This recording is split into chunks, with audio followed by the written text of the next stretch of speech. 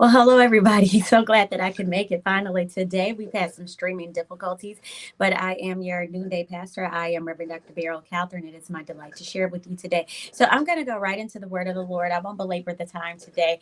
I want to look at Psalm, the 52nd chapter. You hear my coffee in the background. I'm so sorry. But I want to look at Psalm 52. In Psalm 52, it says, "Why boastest thou thyself in mischief, O mighty man?"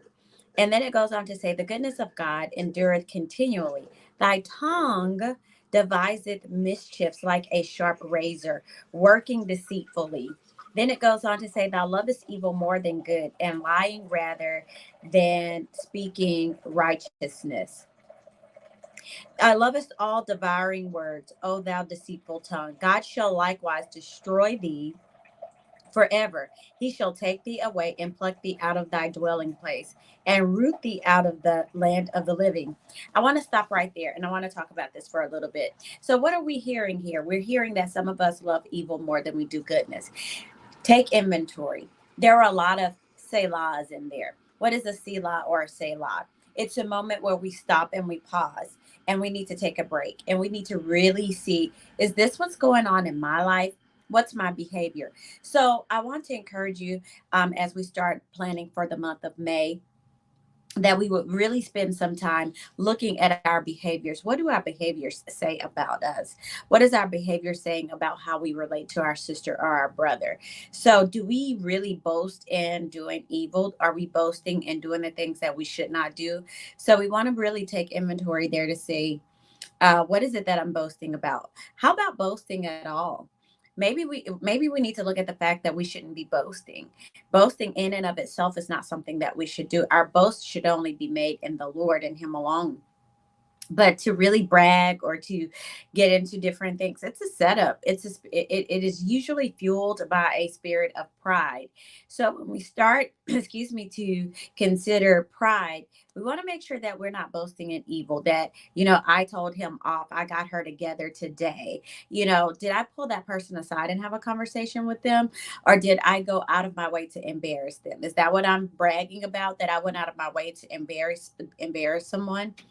We have to pray, and we have to sometimes get we sometimes we've got to ask God to expose this to ourselves and be willing that when He does so, to take a look in and to see, what does my fruit look like? So again, it says, "Why boastest thou thyself in mischief?" So am I boasting about the wrong that I'm doing?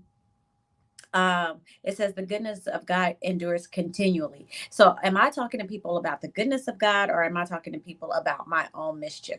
So that's not something that I want to be involved in. "Thy tongue deviseth mischiefs like a sharp razor, working deceitfully." So am I using my tongue to speak blessings over people, or am I using my tongue to lie? There is a spirit of a false prophet out there. Be careful with this, because those false prophets are there and they are divisive. They are not only deceitful, but they are also divisive. So we want to make sure and very sure that we're not walking in that same vein, that we're glorifying God every day in our everyday lives, giving God the glory, giving God the praise, and that we're not devising evil as a leader. One thing that God and I talk about quite often: are you causing the people to love each other? Are you causing them to come together in fellowship? I do not allow the members of the church to come to me to complain about one another without. If there's something that needs to be said, there's a way for us to do it, that we have fellowship. So we want to make sure that we're continuing to foster fellowship in the body of Christ, in your family. We're getting into the season of family reunions. And so with family reunions, are you fostering that good stuff with your family, or are you just turning everybody against one another for your own self gain? I've had people to speak a word, quote unquote, into my life, right? "Oh, this is a word of warning. This is a word from the Lord, concerning this or that." And it may be a work that God has me doing, or it may be a person that God has me connected to.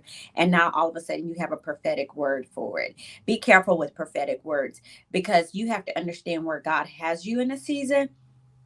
Some people aren't happy to see you there. And some people want to own you. Some people just simply want you to themselves. So you have to be careful with that and understand that some lips devise evil.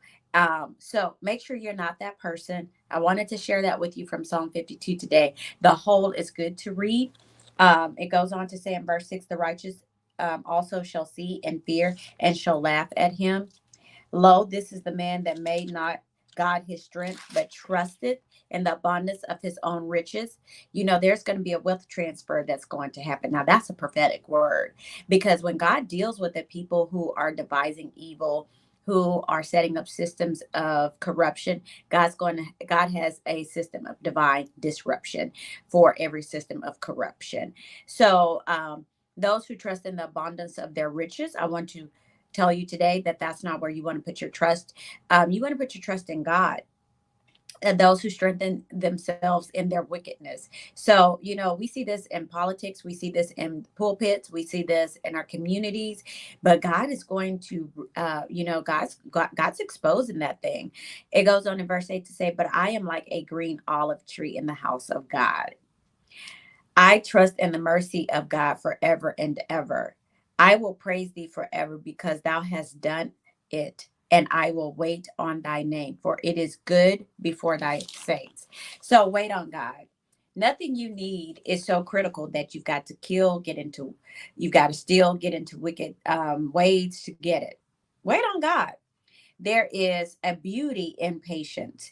It teaches us lessons so that when the blessing comes, we can maintain the miracle that God is sending our way. So many people get what looks like a blessing, but it's short lived and it's very temporary. Why?